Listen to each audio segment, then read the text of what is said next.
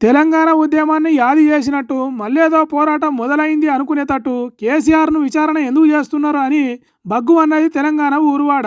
పనిపాట లేనోడు పిల్లిచెవులు కొరికిండు అన్నట్టు ఏం పని చేయలేక ఉత్త పుణ్యానికి ఉద్దర పంచాదోటి ముందటేసుకొని ఫోన్ ట్యాపింగ్ పేరుతోని కాలమెల్లదిస్తున్నది సర్కార్ అన్నట్టు కారాలు మిరియాలను ఊరిండ్రు.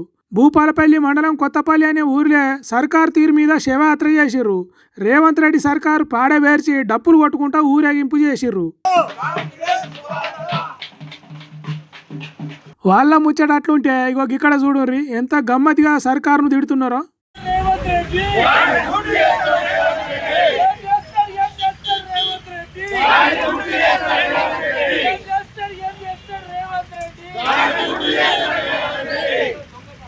సిట్టు విచారణ పేరుతోని గాడిది గుడ్డు చేసుడు తప్ప ఇంకోటి లేదు అన్నట్టు ఏం చేస్తాడు రేవంత్ రెడ్డి, గాడిది గుడ్డు చేస్తాడు రేవంత్ రెడ్డి అని అంటున్నారు.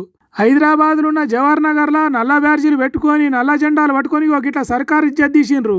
ఇట్లా ఒక కాడ చేసిండ్రు ఇంకో కాడ చేయలేదు అనకుండా తెలంగాణ ఊరు వాడ పల్లె పట్నం రేవంత్ రెడ్డి సర్కారును అరుచుకున్నది. ఇక తెలంగాణ భవన్లో రేవంత్ రెడ్డి దిష్టి బొమ్మ మెడకు తాడు కట్టి ఉరి తీసిండ్రు.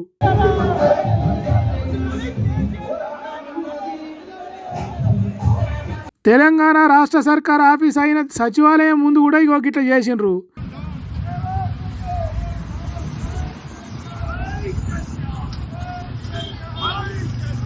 ఇంకో దిక్కు పాడి కౌశిక్ రెడ్డి బైక్ ర్యాలీతోని దుమ్ము లేపిండు.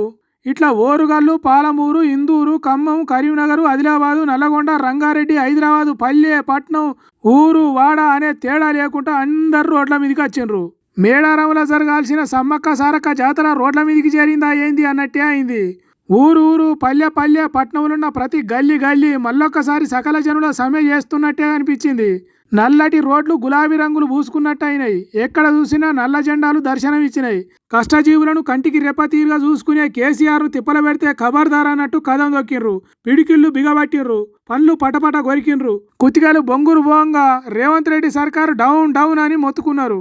ఇగో గిట్లా కేసీఆర్కు గోరు గిచ్చుకునే అంత హాని జరిగినా మేము ఊకోం, తిరగబడతాం, లొల్లి చేస్తాం అన్నట్టు గులాబీ కార్యకర్తలు కేసీఆర్ అభిమానులు రోడ్ల మీదకి వచ్చిండ్రు.